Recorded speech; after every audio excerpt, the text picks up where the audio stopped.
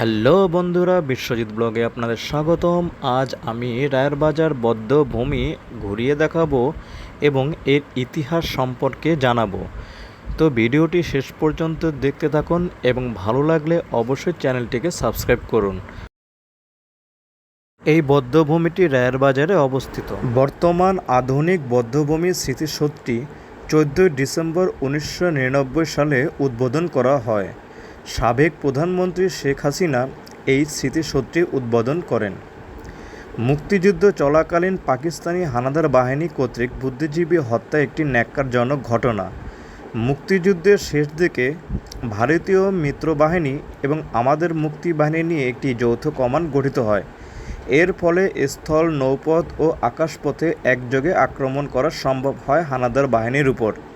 এতে তারা সহজেই পদদুস্ত হয়। পরাজয় নিশ্চিত বুঝতে পেরে পাকিস্তানি শাসকচক্র বাংলাদেশকে চিরতরে মেধাশূন্য করার জন্য ঘৃণ্য পরিকল্পনা বাস্তবায়নে অগ্রসর হয়। তারা ভেবেছিল এদেশকে মেধাশূন্য করা গেলে বাঙালি জাতির মেরুদণ্ড ভেঙে যাবে।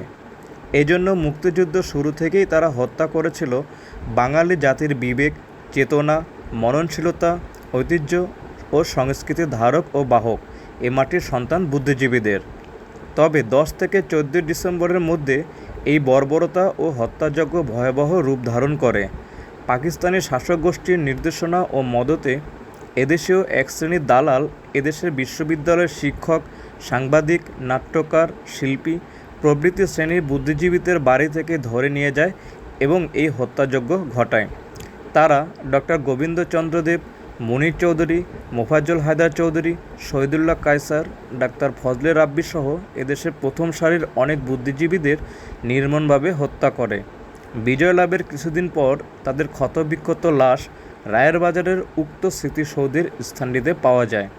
তাদের স্মৃতিকে স্মরণীয় করে রাখতে এই বুদ্ধিজীবী স্মৃতিসৌধ নির্মাণ করা হয়, যা রায়েরবাজার বধ্যভূমি স্মৃতিসৌধ নামে পরিচিত। বর্তমানে বধ্যভূমি এলাকাটি সংরক্ষিত করে এতে একটি চমৎকার স্মৃতিসৌধ নির্মাণ করা হয়েছে।